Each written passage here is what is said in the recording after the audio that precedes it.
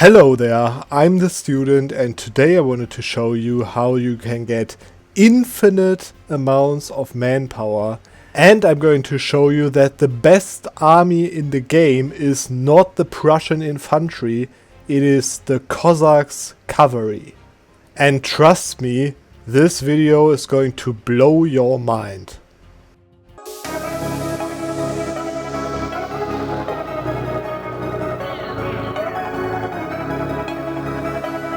Okay, and now if I just got admin tech 10, I'm going to show you a little trick. As you can see, the tech map mode quite nice over here. I'm going to show you a little trick because I have right now only plutocratic ideas available.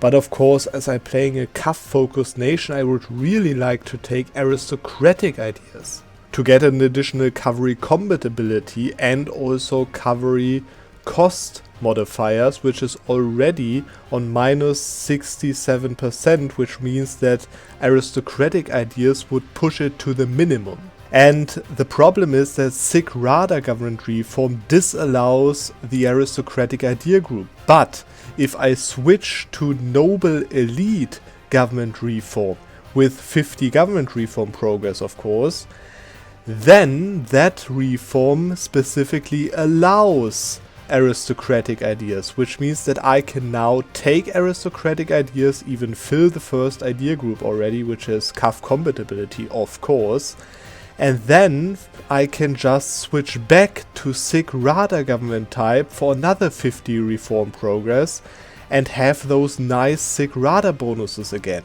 with aristocratic ideas. As you can see, it doesn't go away, that idea group. And this is how you get aristocratic ideas as a Cossacks breakaway nation.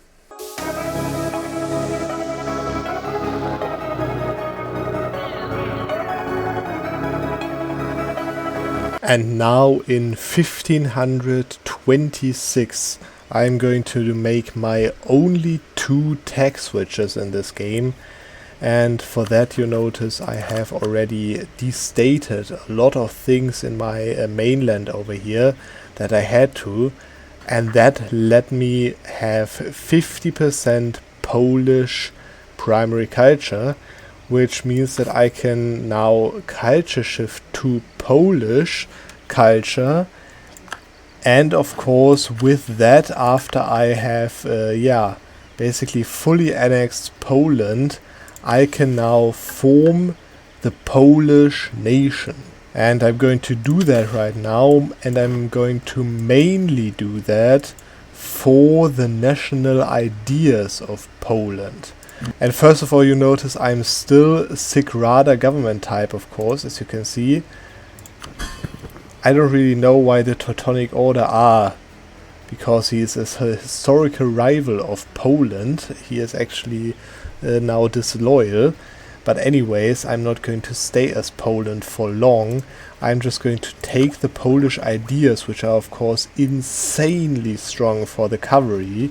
As you can see, cavalry cost on the beginning of the game, and of course another 30% cavalry combat ability, as well as the winged hussars, of course, that I can right now recruit only 4 regiments of, so it is not that strong actually. And yeah, most of the mission tree I don't really care about.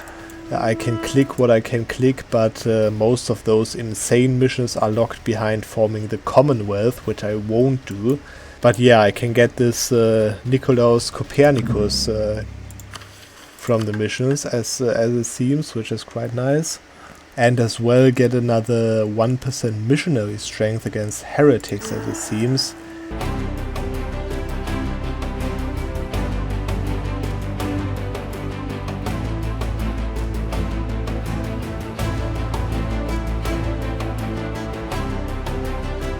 And yeah, whatever, I can move my capital to Warsaw as well.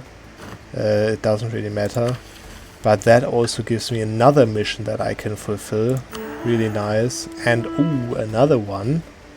So yeah, I actually don't know what this event over here does, but I'm just going to wait until the workshop finishes in Danzig, and then I'm going to go on. But first of all, I wanted to show you that I've of course saved up splendor points, because as I'm now Poland, I can take the Polish age ability, Polish crown, that gives 33% global goods produced modifier, which is an insanely strong bonus for a country like me in my situation. So yeah, let's take that and wait a year to go on.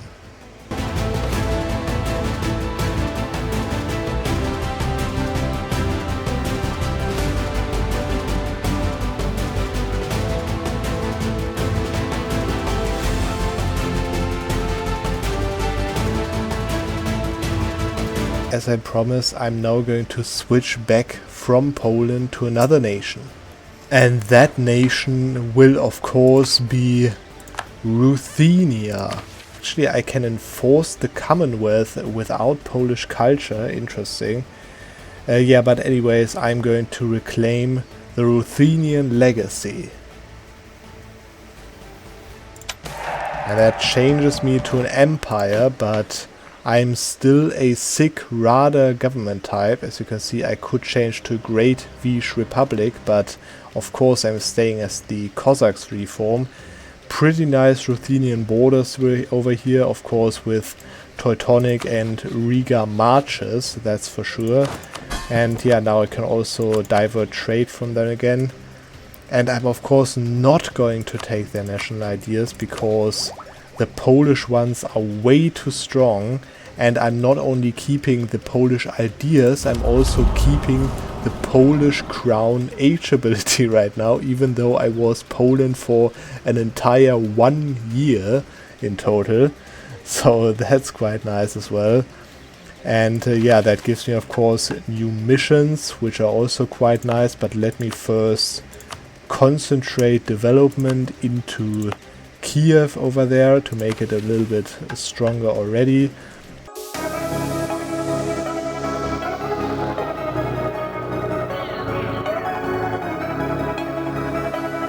And now that you've seen how I've got here, and now that I've fixed the borders of course, as you can see, this beautiful Ruthenian name placement with of course the Teutonic Order, Riga and Serbia being my marches over here. Now it is time to talk about the overpowered, and I can't say it enough, how overpowered this is, this totally broken government mechanic of Sich Rada. You see, this government mechanic has, in addition to those extremely nice cavalry focused bonuses over here, of course, including CAF cost and combat ability. On top of those nice bonuses, it also gives you a unique government ability over here. And this unique government ability has 3 different options that you can choose. And all of those 3 options, as you can see, are getting 3 base progress per month. And as I'm getting right now more than 3 points per month, this means that I can click every single of those government mechanics every 2.5 years, since I only need 100 to of course click that. The first 2 are nice, but not broken. As you can see, the first one I can click only 10 years. Every 10 years, I just clicked it a second ago. But that means, of course, that even though I get the progress every 2.5 years, I can still click that only every 10 years, because it gives a modifier to the biggest bordering nation, in this case Spain, as I have just recently conquered those monuments, where they get minus 10% tax modifier, as well as I get 1 bordering province of mine gets 1 random development every 10 years. I mean, that's not bad, but it's also not really broken, right? The second one I can also click only every 10 years, because as you can see, it gives you a modifier for 10 years, which is +1 attrition for enemies and 10% movement speed, which is a really very nice modifier.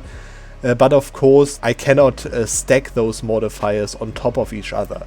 But now the third one is where it comes to really crazy things. So first of all, it gives -2 war exhaustion, which means that if you are in a war, you can get -2 war exhaustion every 2.5 years, which is 0.06 per month that you lose, basically, right? 0.06 is a lot. As you can see, the Defender of the Faith only gives 0.03, but also it gives you Cossacks host regiments. You are hosting Cossacks in your capital, such as also it works with the Streltsky, right? But in difference to the Streltsky, this of course goes way faster, as I said, 2.5 years. And this means right now I have a force limit, it is force limit based, I have a force limit of 115. I'm a little bit over, of course, I'm going to talk about that later, but I have a force limit of 115. And that means that every 2.5 years I'm right now getting 74 regiments, which is around 65% of my force limit that I'm raising every 2.5 years. I can't say that often enough. And those, if I just do that right now, you notice those regiments are instantly there without any recruitment time. They have full morale, starting with full morale. And of course they are all Cossacks regiments, which means that they all get 15% more shock damage. And that of course even though I have only normally a Cossacks force limit of 44. And that means that I can of course run my entire army with Cossacks force limit and with Cossacks units. But it comes even better, of course, as it's instantly there. I haven't paid a single amount of manpower on that. They were fully for free. No money, no manpower, no time. And that means that basically I could, of course, now in a war consolidate all of those regiments and reinforce them with those regiments. But it comes even better than that. Now you don't really want to spawn stuff in your capital and put it over to the front line all the time. If you have 60% army professionalism, you get the modifier regain manpower when disbanding. And even though I have just recruited them out of the nothing, they just appeared from space or something, right? I can of course disband them and I will get 49,000 men from that. Of course I would get the full 74,000, but that is my max manpower that I have right now, as you can see, in manpower troops if I disband those units. Which fills up my manpower pool immediately, as you saw. If you combine that together, that means that this government mechanic over here means that you get 65% of your force limit in manpower every 2.5 years, and that fully for free. You have to do nothing for that. Just have that ability active. And of course, I'm never lying in my video titles. That is how you get literally infinite amounts of manpower. There is no way that you can ever spend so much manpower that you get from this government mechanic. So you have infinite manpower.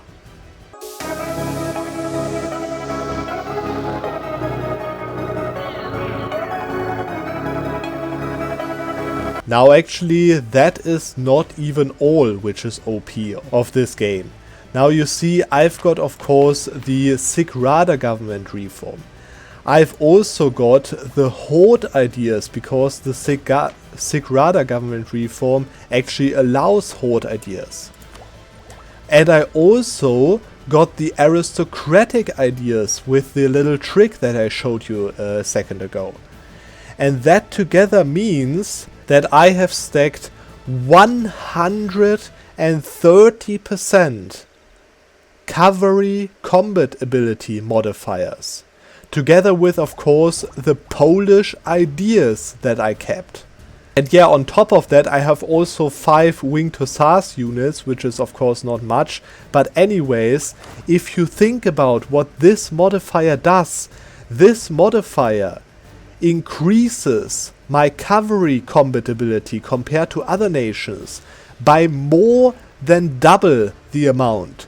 This modifier means that you have not 2 cavalry shock damage that you are dealing, you have actually 4.6 cavalry shock that you are dealing. And you probably know about the people that's saying like Siam nation or something is the strongest nation of all time because it has +1 cavalry fire. And yes, that is OP, it has +1 cavalry fire. But this modifier stacking, together with the Cossacks regiments, of course, that give you another 15% shock damage on top of that. This gives you literally more than 2 base shock for the cavalry regiments. And on top of that, on fire, of course, it is pretty low right now, 0.5, but it gives you also an additional 0.65 cavalry fire on top of the 0.5, which means that this number together with this combat ability is actually not 0.5 but 1.15. And I'm not done yet. It comes even stronger than that. I know this seems not to be possible, but it comes even stronger than that. With all of my ideas and the Polish ideas, my national Polish ideas, my idea groups and so on, I have stacked another modifier, which is cavalry costs modifier. The cavalry costs modifier is right now on minus 117.7%, which means that theoretically I would pay 0 ducats for cavalry. Of course, that is not really how it works. There is a hard cap which is 80%. And that means that this Eastern Hussars Cossacks infantry, or this Cossacks infantry over here, they cost me 0.15 ducats per month. Just to compare that to the infantry costs me more than double the amount of my cavalry costs me. So not only is my cavalry 4 to 5 times stronger than any other regiment in the world, but also it costs just half of the amounts that it costs on infantry, or of course on artillery for that matter. And don't worry about those pips over here. The pips matter in the roles of the nation in the shock phase, in the fire phase over here, which means that the Eastern Hussars of course don't have fire pips, as you can see, but as they have 0.5 fire together with their 130% combat ability, they will deal way more damage than the infantry, even though the units don't have pips on that. And it becomes even better than that. Yes, it is almost not possible, but I assure you it is possible, because my CAF to infantry ratio is 115%. Which means that with all of those modifiers, you can see them there, and all of my modifiers of my OP cavalry units, I can run full CAF units without any penalty on that. My army represents basically tanks in 1550. And if those statistics all haven't already shown you how overpowered this thing is, I'm just going to declare a war, humiliate rival CB on France. And I'm going to co-belligerate every nation that I can co-belligerate in this war.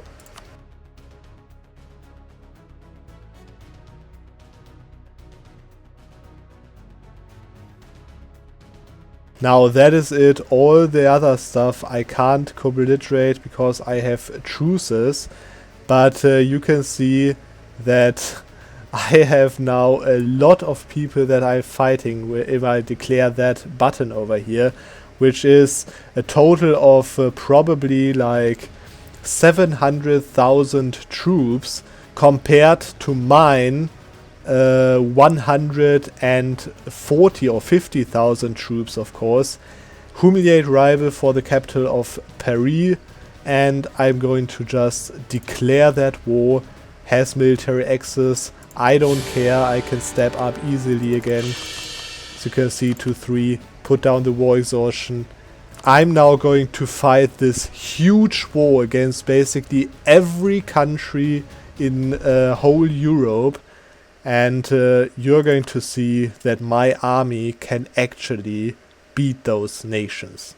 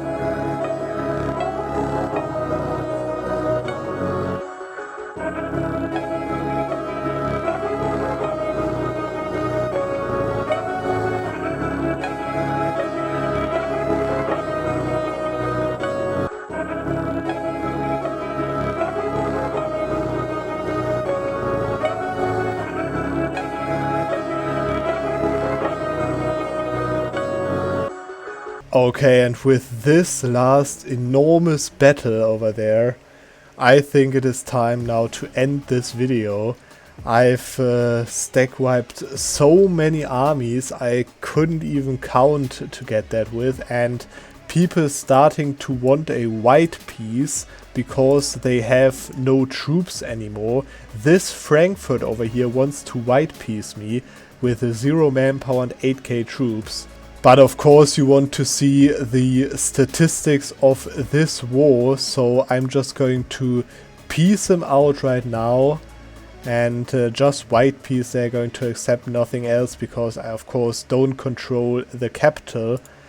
But this is the war that I've fought to demonstrate, and you can see the defender casualties, even though they had like 6 times more troops than I have. You see that they have lost 1.5 million troops in this whole war, whereas I have lost only 200,000, which means that they have lost almost 8 times more the units that I have. And you notice also that I have of course a pretty low amount of manpower right now because I was losing 200,000 troops of course, but this is also the video in which I presented you infinite manpower. So yeah, just raise the Cossacks and disband them, and there we go, I'm almost at max manpower again. That is how easy it goes, and I really hope and I think you enjoyed this video right now, and I'm going to see you in the next video.